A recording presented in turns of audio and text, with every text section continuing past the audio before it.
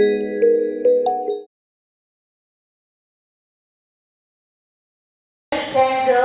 yeah, bukan sahaja on cancer itself, but then also for healthy people and also for well-being population, right?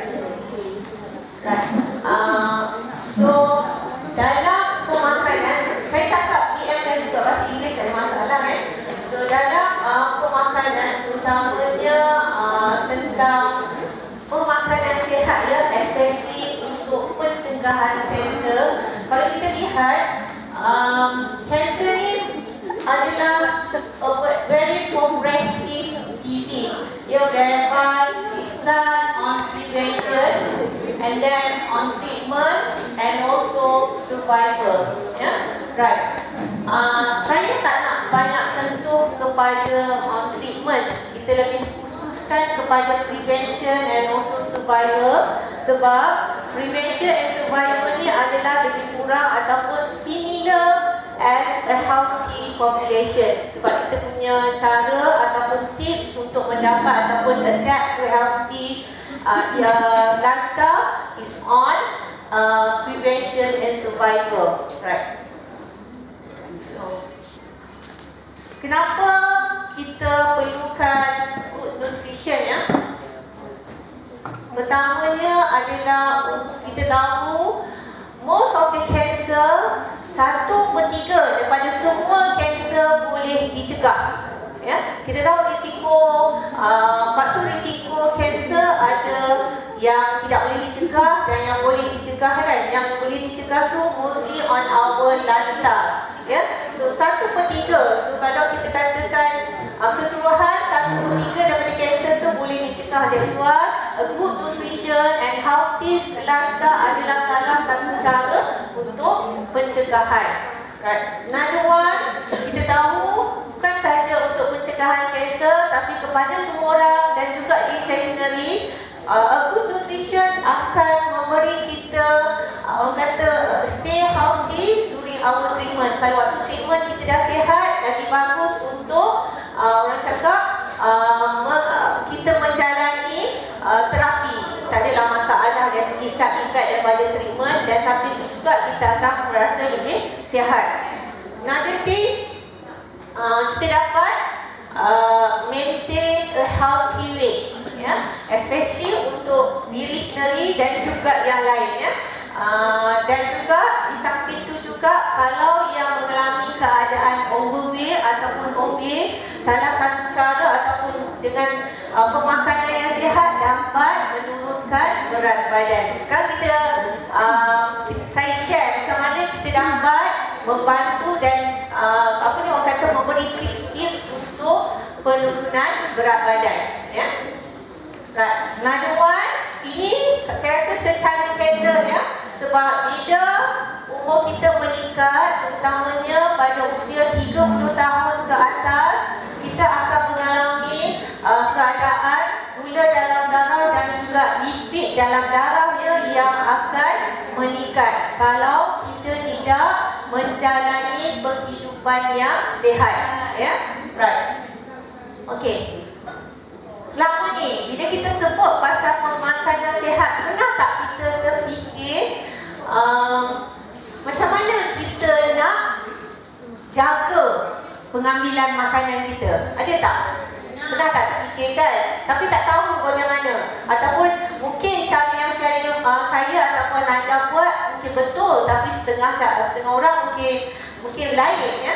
And then another thing, ada tak orang yang akan memerlukan special dietary? Contohnya orang tua, orang yang mengandung, yang menyusukan bayi, ya. Ini adalah a few things yang kita akan terfikir bila kita nak mengamalkan pemakanan yang sihat.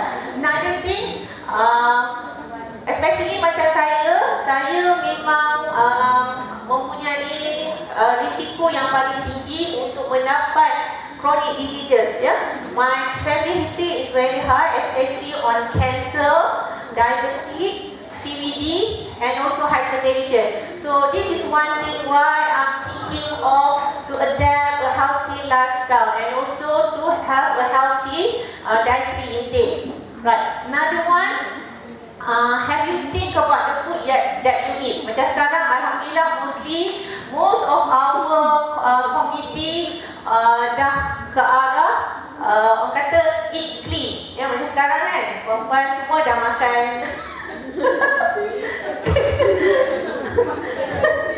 Ya, memang nanti that is very good because dia ada high fiber and then salah satu cara untuk merasa strategi ataupun kurang dan juga boleh menurunkan berat badan dan menurunkan araf gula dan juga araf lipid dalam darah.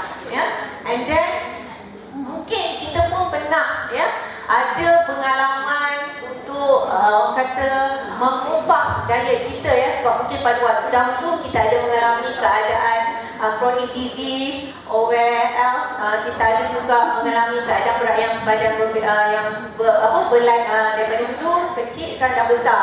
So one of the things is mungkin kita terfikir ada perubahan pada masa yang lepas and then dan juga rancangan kita untuk membuat perubahan yang drastik ataupun secara bijak. Right.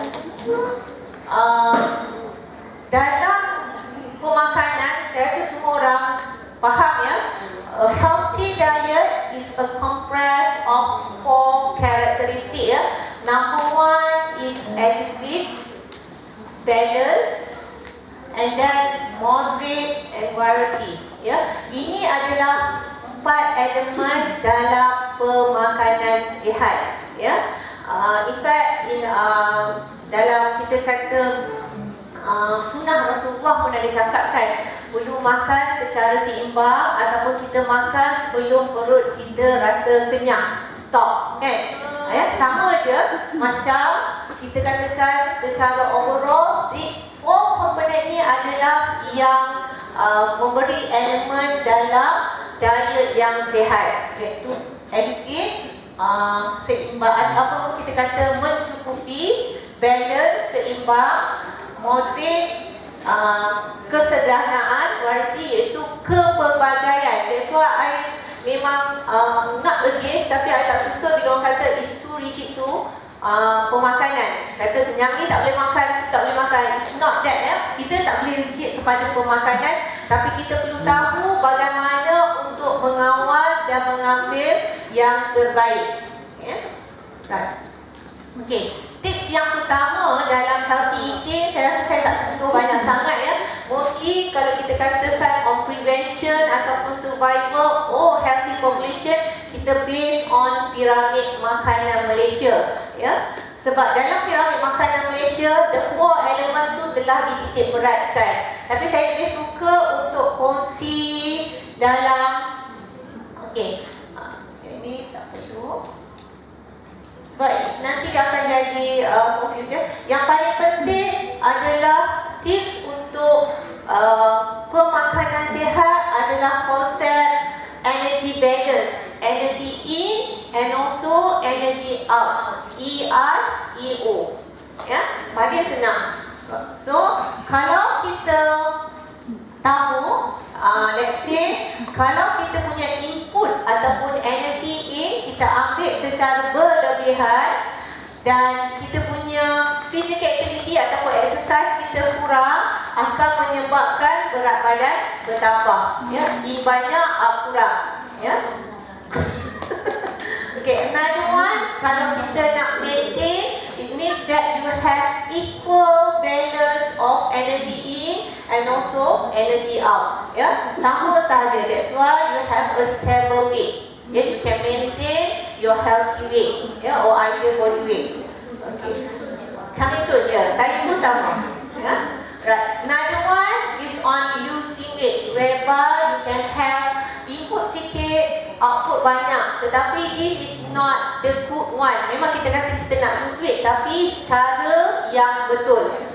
Sebab kita tak boleh sekat pemakanan kita hanya semata-mata untuk uruskan berat badan. Sebab everything yang kita makan ataupun everything yang kita ambil untuk pemakanan ada tugas-tugasnya yang tertentu. Right. Okay. So elemen yang kedua dalam ataupun tips yang kedua, bagaimana kita boleh menjaga ataupun mendapat pemakanan yang sihat adalah kita lihat kepada energy density. Ya, energy density ni adalah, let's say, makanan yang terlalu dense. Maksudnya komponen ataupun food yang banyak dalam satu makanan. Maksudnya dia ada banyak lemak, dia ada banyak makanan yang terlalu tinggi, orang kata kurang fiber, dia akan memberikan density, iaitu kalori per gram. Ya, kita tengok macam mana. So contoh, kalau kita nak tahu sama ada kita boleh buat comparison ataupun perbandingan di antara makanan mana yang lebih bagus untuk kita pilih supaya makanan yang tinggi energy dense tu dapat dikurangkan dalam pemakanan kita. Ya, contohnya antara karipap dan popiah basah. Ya.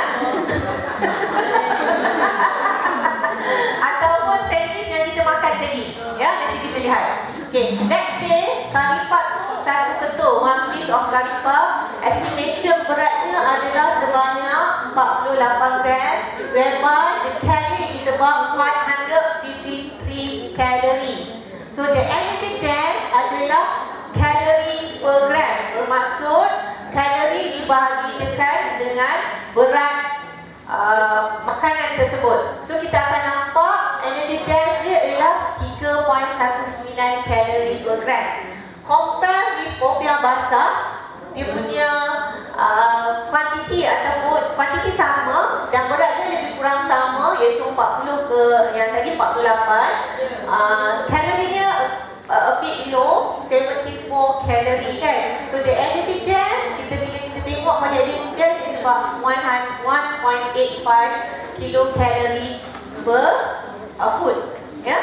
So kalau kita nampak kat situ, bila kita ambil makanan yang tinggi energy dense, maksudnya kita tends to have gaining weight. That's why kalau kita pergi apa orang kata mendapat kaunseling pemakanan, kita cuba untuk elakkan mengambil makanan yang tinggi lemak dan kita akan cuba untuk meningkatkan makanan yang tinggi fiber. Ya.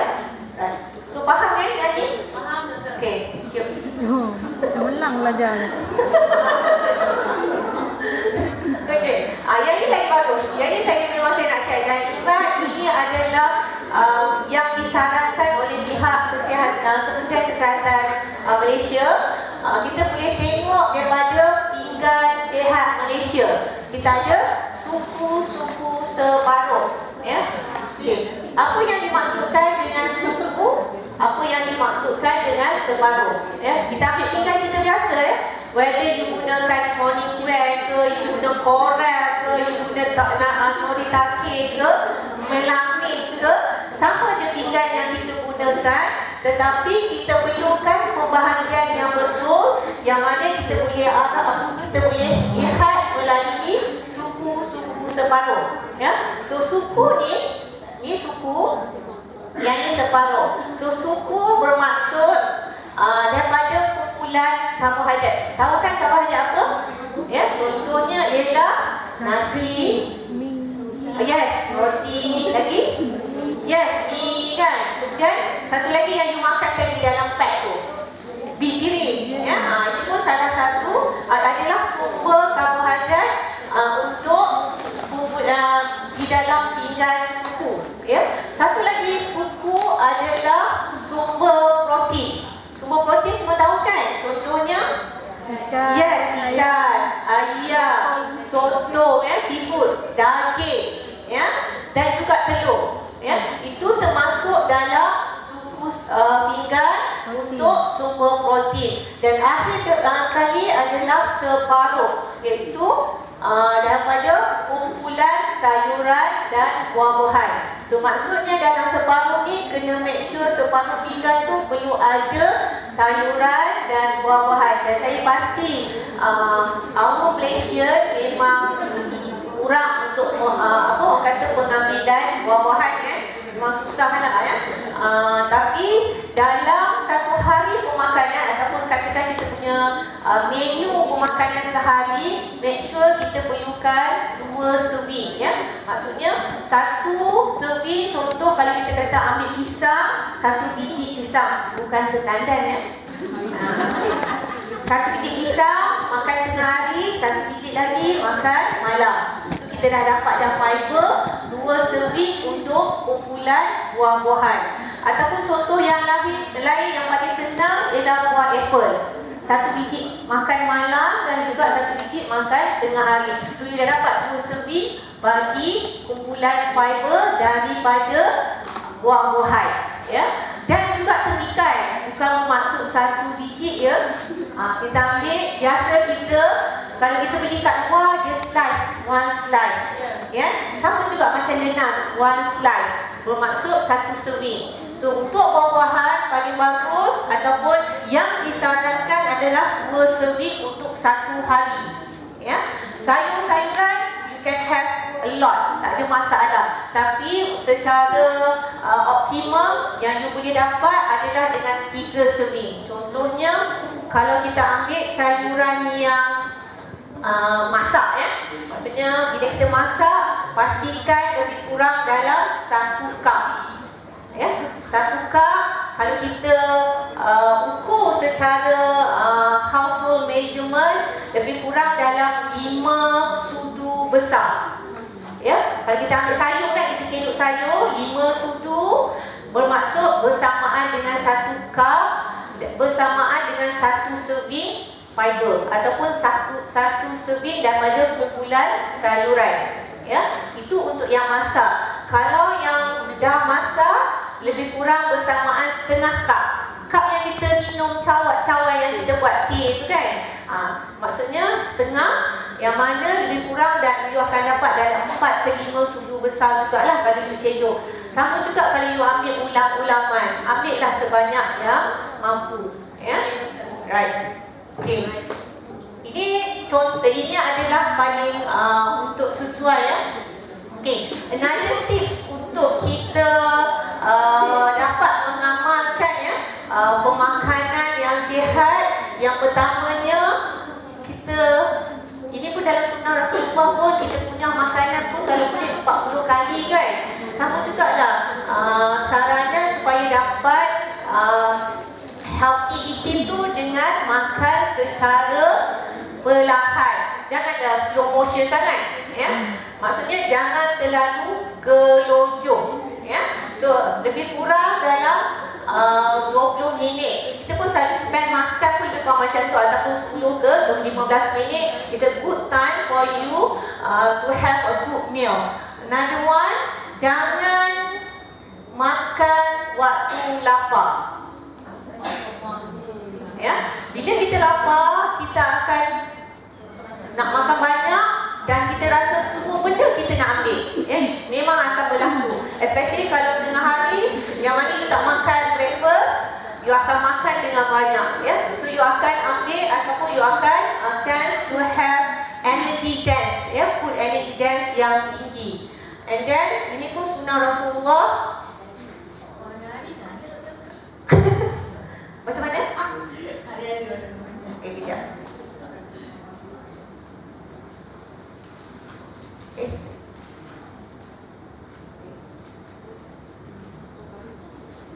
Okay, right. Okay. Satu lagi, makan sebelum kenyang. Ya. Apa tadi soalan? That's why kita perlu ada waktu makan yang betul. Ya, breakfast perlu ada, maksudnya 3 hidangan utama. Sarapan, makan tengah hari, makan malam tidak boleh skip, perlu ada. Ya, snack perlu ada jugalah ya. Tapi dia bergantung kepada individual ya. Kalau dia dapatkan dietary counselling kepada dietitian, dia akan lihat sama ada perlu tak snack tu in between ya. Kalau tak, mungkin dia sarankan 3 kali. Tapi 3 kali hidangan utama tu amat penting ya. Right. So kena pastikan you kena ambil, jangan skip. Bila you skip, you tend to have a lot of food ya. Another another thing, you punya choice of food akan jadi tak bagus. Saya cakap tadi 3 hidangan utama.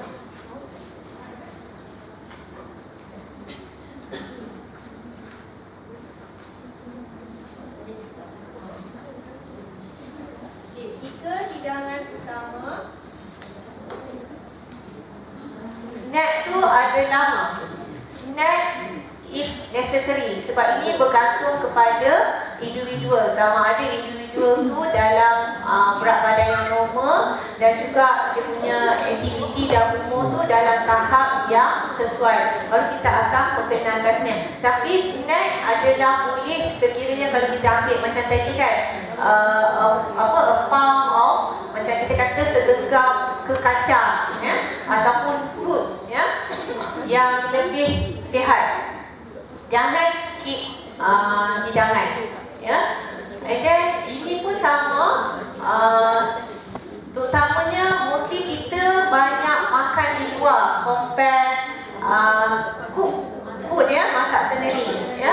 Kalau makan di luar, ada a few tips yang saya boleh share. Dan contohnya kalau you pergi ke Malay food, terutama Malay food ni, kalau banyaknya nasi lemak, nasi kandar, lepas tu makanan yang bergoreng ataupun yang berlemak ya, kita boleh tambah sikit kala untuk kurang dengan cara pemilihan yang baik. Contohnya ada tom yum, ada sup ya. Let's say kalau you ambil nasi lemak, you ambil kuah lemak, janganlah nasi banjir dengan kuah tu sekali ya.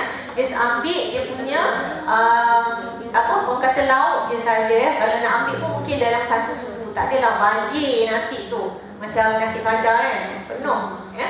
So itu salah satu cara untuk kita go for healthy choices. Kalau Chinese food pun sama. Mostly Chinese food ni tak ada masalah sebab dia banyak kepada sup ya, steam ya. Cuma dalam Chinese food ni dia banyak kepada penggunaan preservatif, betul ke? Kan? Dia banyak MSG, ada spices dia kan. Tapi kalau dia tukar kepada herbs tak ada masalah. Cuma dia banyak sauces, chaps ya, dalam orang kata penyediaan makanan. Same goes into Indian food, dia banyak high fat content. So you can go into lagi less. Mostly kalau roti canai, you can go for chapati ataupun thosai ya. And then minuman ya, banyak kita terlalu kepada sugary drinks ya. Sekarang ni lagi banyak blended, smoothie kan. So kalau boleh elakkan pengambilan minuman yang sebegitu kepada banyakkan minum air. Sebab kita pun untuk healthy people lebih kurang 1.5 hingga 3 liter sehari ya, untuk kita minum air ya. Okay. Satu lagi, macam mana kita nak kurangkan lemak dan juga gula tu, seperti yang saya kata, pilihan yang tepat. Sebab lemak dan gula ni dia banyak memberi rasa ya, rasa enak pada makanan ya. Tapi dia punya konsekuensnya adalah bila kita kena chronic diseases. Sebab kalau kita tengok pada prevalence untuk seluruh Malaysia, kita prevalence semakin meningkat. Lebih kurang dalam 25% of hypertension, ada CVD, ada diabetes ya. Dan kalau kita lihat daripada Asia popular, dan sugar dan fat ni juga akan memberi risiko untuk mengalami keadaan obesiti ya. Obesiti adalah faktor risiko yang utama untuk mendapat chronic disease ya. Sama ada kencing manis, darah tinggi ya, hypertension, kencing manis is diabetes, hypertension, penyakit jantung ya, dan juga kanser ya. So obesity ni adalah daripada pemilihan makanan yang tinggi lemak dan juga tinggi gula ya. So bila obesity, dan kalau kita lihat prevalence obesity ya, populasi Malaysia dengan Asia Tenggara saja ya, Southeast Asia saja, kita adalah yang pertama paling tinggi. Saya tak bawa dia punya statistik tu. So kalau boleh kita akan cuba menjadi Malaysian yang lebih sihat ya. Kalau kita compare paling rendah Vietnam dengan Laos, sebab diorang banyak kan berjalan. Kalau kita pergi Vietnam banyak gunakan bicycle ya. Okey, satu lagi let's say cara kita buat pemilihan juga. Contohnya kalau yang banyak bergoreng, yang santan, penggunaan santan, penggunaan ghee ya, dan juga kuih yang bergoreng, boleh kita tukar kepada banyak lagi ya. Contoh panggang. In fact sekarang ni pun kita dah ada kuali ajaib. Kan? Ada kan? Kuali ajaib. Ataupun kita gunakan apa kita panggil tu? Air fryer. Air fryer, yes. Air fryer kan. Yang tu mahal sikit lah. Kalau yang periuk ajaib tu memang murah je lah kat ni kan jual. So boleh tukar kepada penyediaan makanan yang lebih baik. Contohnya memanggang, ya, steam, ya. And then kita boleh buat secara bakar ya. Itu salah satu contoh lah ya. Kalau macam beras, lebih bagus kita pilih beras daripada beras basmati ataupun beras perak ya. Memang mahal ya. Benda yang nak bagus ni memang perlukan pememadan sikit lah ya, modal yang lebih sikit ya. Right. Okay. Satu lagi, kita kena maintain adequate water intake ya. Macam saya kata tadi, 1.5 hingga 3 liter ya. Kalau 1.5 liter tu, kalau air mineral yang besar ya, 1.5 liter, so you can go into 2 bottles a day ya. Tapi saya tahu bila kita dah banyak pula dia punya out ya. Tahu pula kalau dah banyak, kalau kita dah melahirkan kan, cepat dia minum mesti nak pergi toilet ya. Right. Tapi itu bukan alasan, sebab kita perlukan pemakanan yang sihat. Right. Another thing, yang ni semua dah terangkan. Paling penting, reduce portion size. Maksudnya hidangan tu kita lihat balik kepada suku-suku separuh ya. Separuh mesti daripada sumber sayuran dan buah-buahan. Suku adalah sumber protein dan juga suku daripada sumber karbohidrat. So kita boleh reduce portion kita, sebab mostly banyak kita ambil nasi ya, 1 pinggan ataupun lebih daripada 2 sendok ya. So kita cuba mulai hari ini dengan pengambilan portion yang kurang berdasarkan suku-suku separuh pinggan Malaysia. And then let's say kalau ada smoking, saya rasa tak ada, and alcohol kita perlu limit ataupun stop ya pengambilan tersebut. Okay. Satu lagi tips, especially kita ya, ibu-ibu yang menyediakan makanan, dan kita adalah individu yang tahu mana satu makanan yang baik, mana satu makanan yang perlu kita elakkan, dengan cara membaca label makanan ya. Okay. Yang ini kalau kita lihat, kalau kita katakan pembelian makanan di luar, kalau kek mesti banyak kandungan lemak dan gula kan. Compare kalau kita tengokkan sebelah ni adalah banyak garam. So this one kita tahu kita boleh kurangkan ya. Okay. Satu lagi, kalau saya tengok macam dekat luar, paling penting kita cari yang low sodium ataupun high fiber. Contoh kalau biscuit kan, contoh biscuit cream cracker ya, banyak kalau kita nak dapatkan cream cracker, ada yang regular, maksudnya yang biasa kan. So kalau kita nak tingkatkan fiber dan juga kita nak kurangkan garam dalam biscuit yang kita ambil tu, we go for high fiber, low salt ataupun low sodium. Memang ada, tapi a bit pricey lah, dia memang mahal sikit compare ya. Right. Satu lagi, balik kepada pemakanan, ialah perlunya ada physical activity. Macam tadi, alhamdulillah, maaf saya tak dapat nak join ya. Biasalah kalau weekend memang kena habiskan banyak kerja kat rumah dulu. So memang bagus ya, saya suka tengok orang berzumba sebab saya memang suka zumba. Dan we all dekat jabatan memang sentiasa buat lah ya, dalam 3 kali seminggu ya.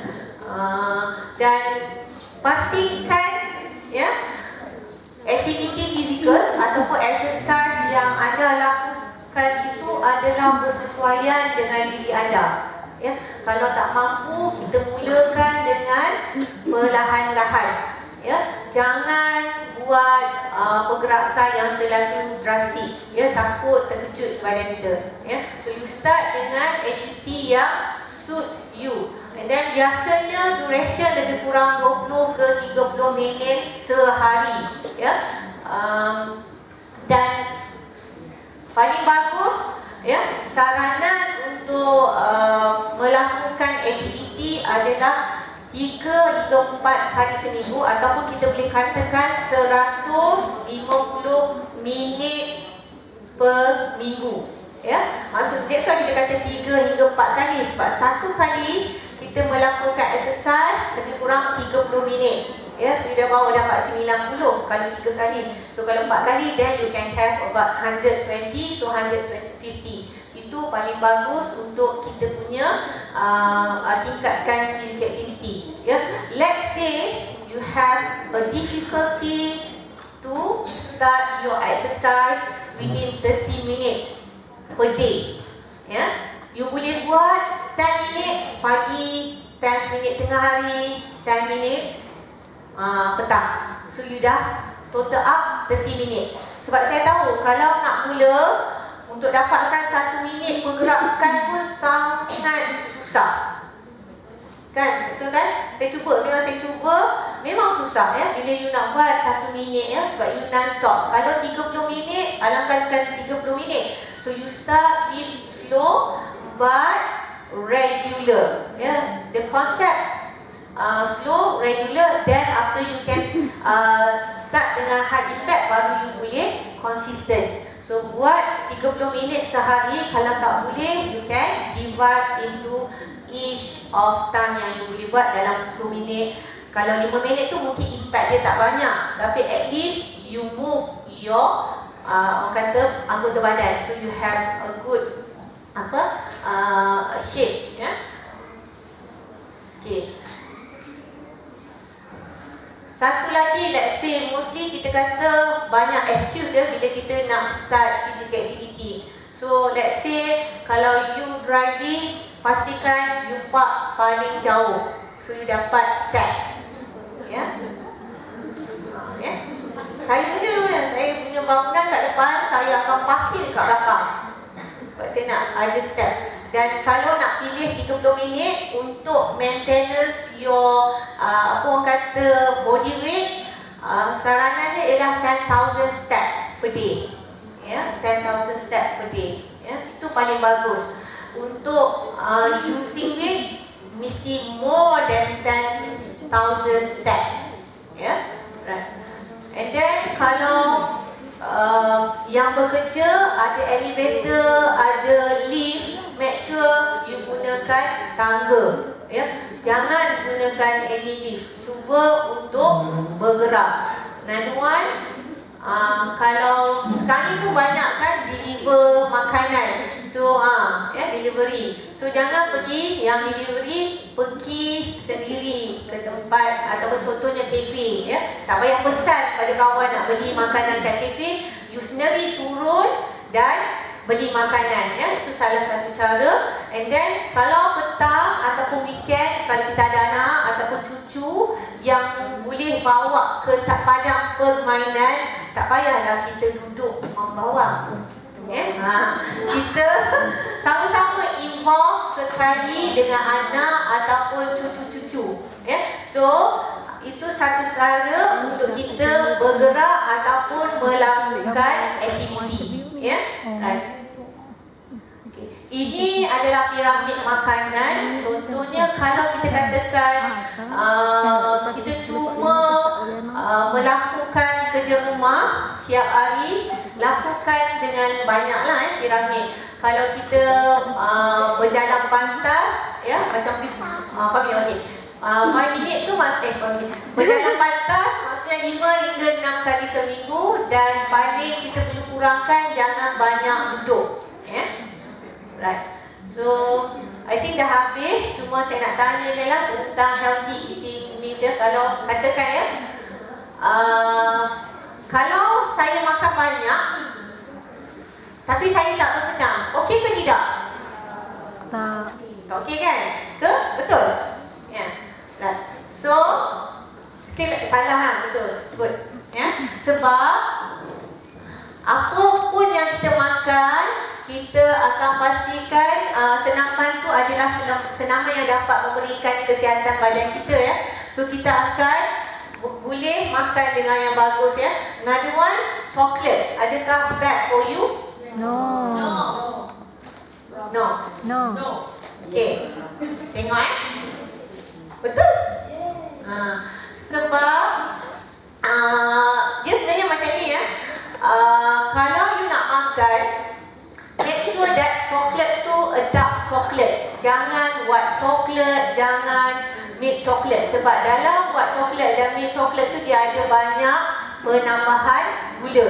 Ya? So dark chocolate lagi bagus sebab dark chocolate ni pun dia boleh release your stress. Ya? Okay, satu lagi, chewing and digesting a stick of celery use up more energy than you get from the food. Betul ke? Kalau kita chewing semua akan banyak tak guna tenaga?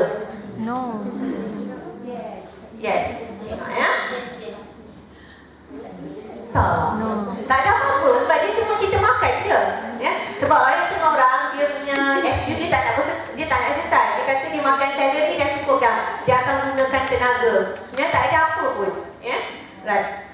Okay. So, take home message pada hari ini, hendaklah kita buat modification ataupun pengubahsuaian dari segi pemakanan yang biasa kita ambil kepada yang lebih baik, dan tingkatkan aktiviti fizikal ataupun senaman supaya kita dapat mengelak semua penyakit-penyakit kronik. Ya. Right. Okay, thank you.